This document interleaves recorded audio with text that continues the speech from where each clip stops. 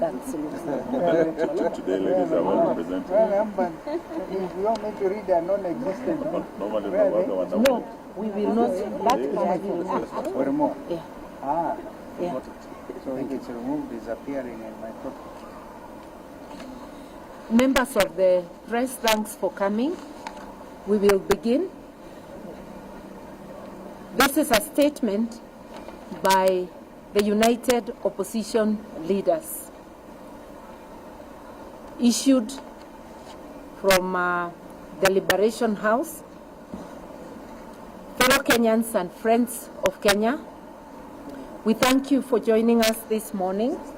The United Opposition has one aim: to rescue and liberate our beloved nation from the clutches of the tyrannical and inept Ruto dictatorship. That is why we and the majority of Kenyans say unequivocally, one term.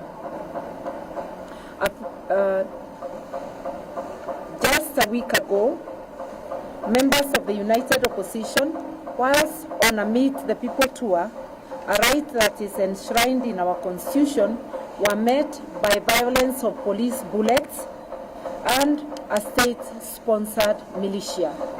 Specific members of our teams, namely Senator Methu, Honorable Victor Munyaka, and Jamnik Kamau, were targeted for assassination. The evidence is clear in the bullet holes aimed at specific windscreens of their vehicles. We thank God for their protection. Otherwise, we would today be eulogizing them. Their only crime having been exercising their freedom of association and expression.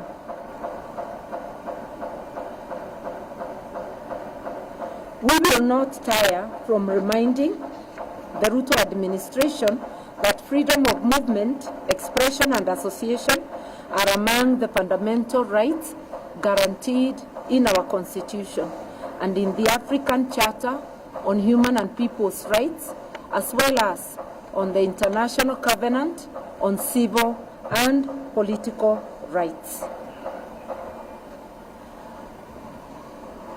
On Tuesday this week, after the Halloween attack, the United Opposition presented irrefutable evidence to the Independent Policing Oversight Authority, IPOA, on this criminal assault and attempted assassination of our leaders. We expect IPOA to treat this evidence with a grave concern that it deserves. Any attempt to unlawfully take the life of a human being, regardless of ethnicity, gender, or rank, ought to be condemned in the strongest terms possible. We therefore expect IPOA to hold the commanding officer who led this assault accountable. The Inspector General of Police, Douglas Kanja, and Interior Cabinet Secretary, Kipchumba Murkomen, must be held accountable. The buck stops with them. We can no longer allow the brazen criminal acts and subversion of the rule of law to continue because of orders from above. We are saying enough is enough. We have heard Ruto saying enough is enough, but we remind him as an employee, you can never tell your employer enough is enough. You can only pack your bags and go. We are his employers. We are telling him enough is enough. This has to stop.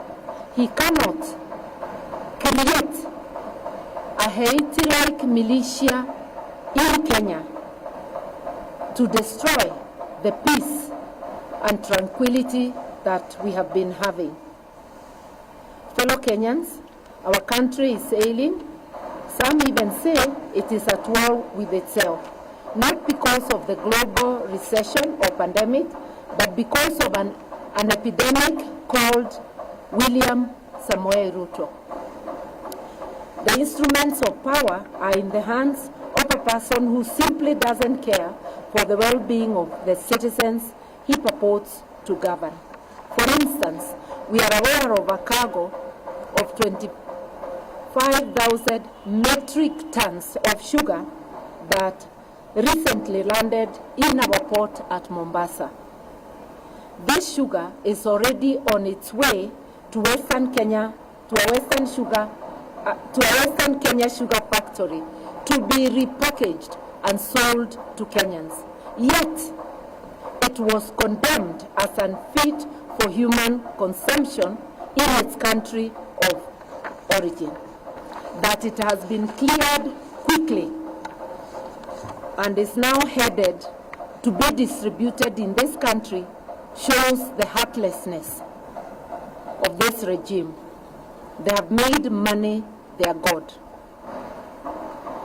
We demand that these consignments already earmarked as publicly condemned be earmarked as publicly condemned and destroyed immediately, so that it is not used to poison Kenyans.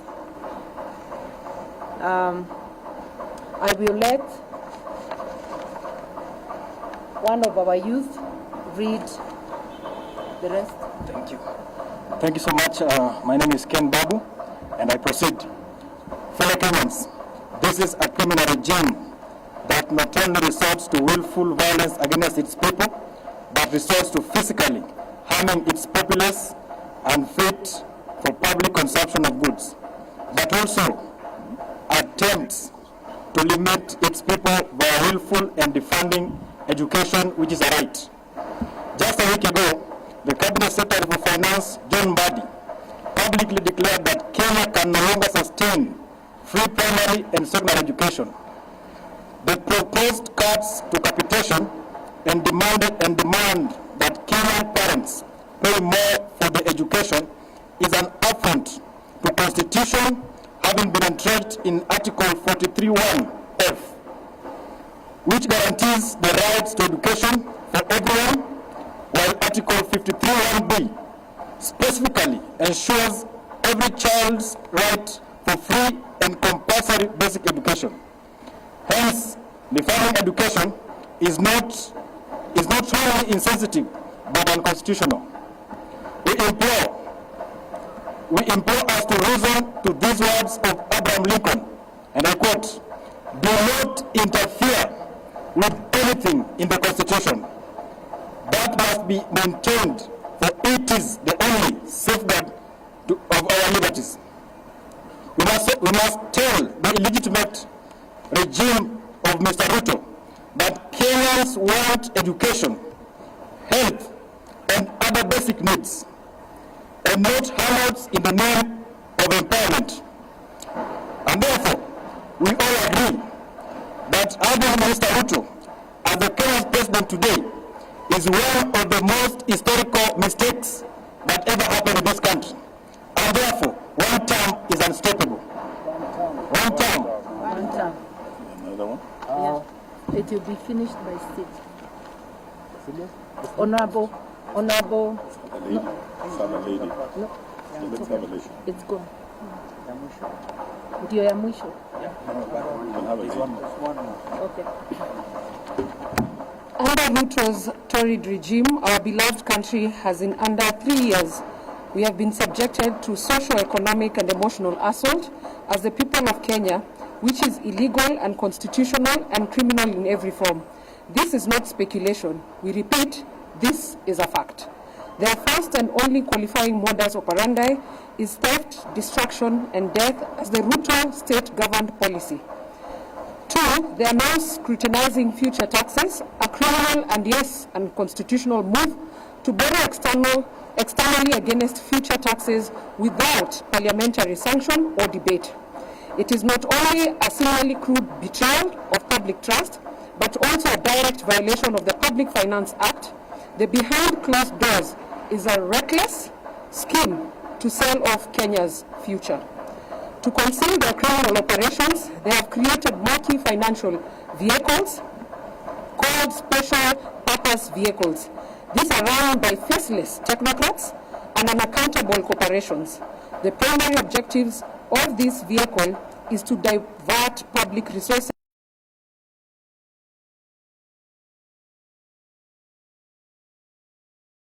highlight robbery, it is shameless thievery, the likes of which no nation on planet Earth has ever seen or should witness. We call for the following with immediate urgency. Number one, Parliament must reclaim its authority and halt the illegal securitization of public taxes. Two, an independent audit into all SPVs being used to handle public resources. Three, the government must restore full capitation to schools and publish a clear time-bound commitment to fund free education as enshrined in the law. Four, Kenyans must mobilize, organize, and resist through civic engagement, legal action, and national solidarity.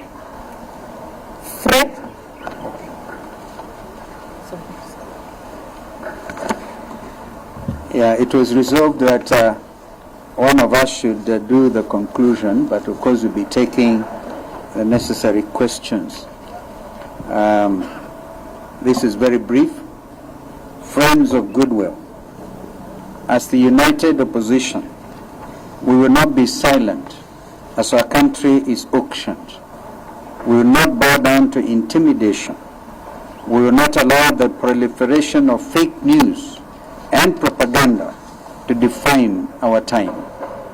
We will not allow a nation built on liberation to be destroyed by deception. Mr. Ruto, together with your team, you're on borrowed time. Hashtag one term is not just a reality, it is an eventuality. May God bless our Republic, Kenya. Thank you. One term. One term. One term. You can take the question. Yeah, one term. We can take the question. If there's any, and you can actually observe our inclusive nature of presentation. We will not leave the youth behind, and we will not leave the women behind. Nobody will be left behind. We do not claim monopoly of presentation going forward. Any question?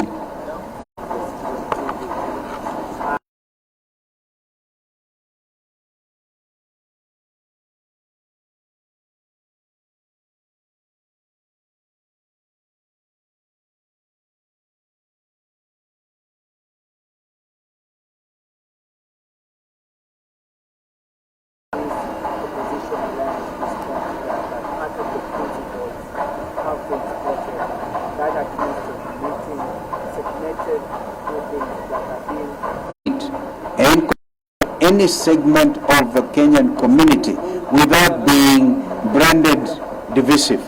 Absolutely no. We are not a divisive thing, and I think our sister was on one such trip in the States. If that's what you're referring to, I think Mother should handle that. We have already said in our statement, a desperate regime resorts to... There's no place on earth I know where you call a meeting and only certain people come. When it's a public meeting, everybody was there. So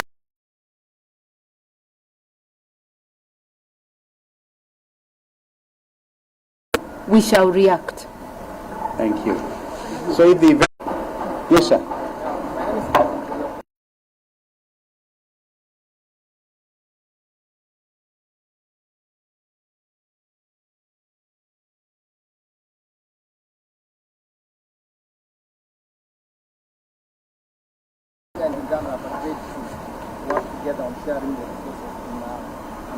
Some of us are very clear. We have stood, I can tell you very authoritatively, when I chaired the first ministerial commission to revitalize East African community. And it went on now to build on the mistake we made in 1977 when we killed East African community. Now we are fully back on East African community situation.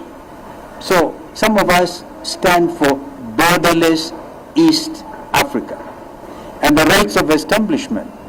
The parliament sitting in Arusha should be able to quickly deliberate on some of these things. So if you look at it that way, does it matter which side of the lake is Megigo Island? Doesn't really matter, because we want to see a borderless East Africa where professionals can have rights of establishment in Kampala, in Dar es Salaam, in Kigali, in Juba, in Nairobi. That is the vision. So this other one is, in my view, permit me to say, a bit narrow-minded. Also add and say this. It is very well for Uganda and Kenya to agree on Migingo. Any agreement, we have not forgotten. We are still focused on the criminal acts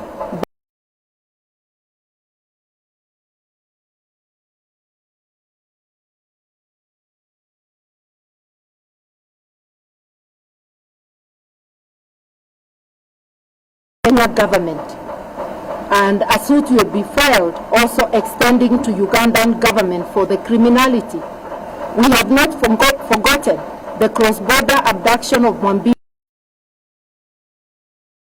It looks like the three original states of East Africa are collaborating on oppressing their citizens.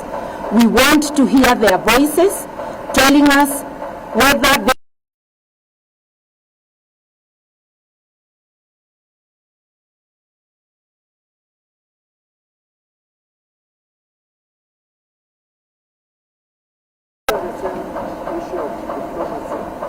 What's the take about the Tanzanian move? They are proposing to ban all foreigners, including Kenya, from creating.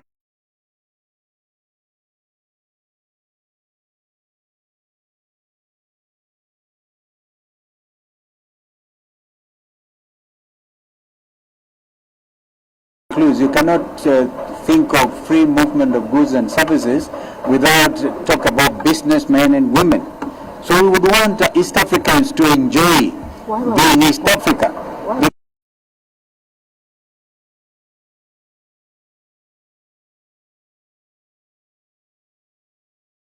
Now in Uganda, in Kigali, or in Bujumbura, then you have to be restricted. No, the longer-term vision of integration incorporates a situation.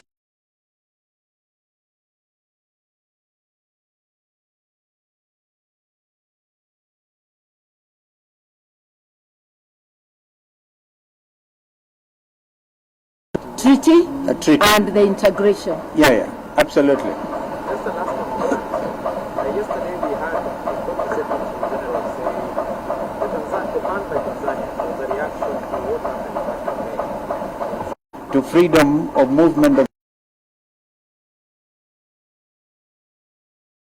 a Kenyan advocate or senior counsel like Mother going to represent a client in Dar es Salaam Or observe.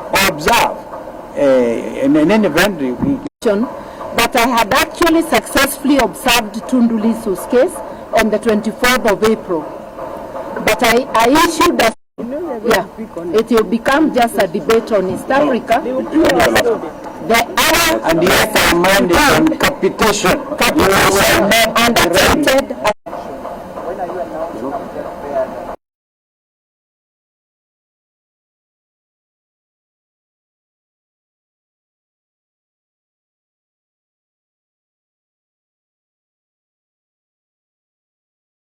and how we unveil our joint presidential candidate or lineup is our prerogative. We will do so as and when we decide to. Sometimes next year, that will be our secret weapon. But we want to also ask IEBC, now that they're properly constituted. There are many constituencies, 6 of them. There are many wards. And we will be whipping this administration for 3 months. And the sugar is already hit.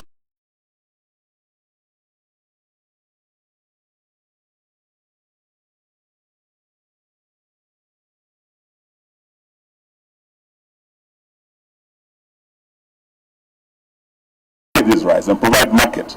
But we also know that this regime has imported tons and tons of rice as we speak.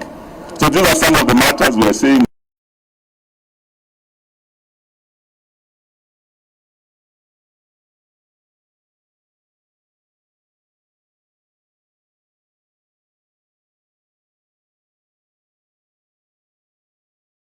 I want you to talk this.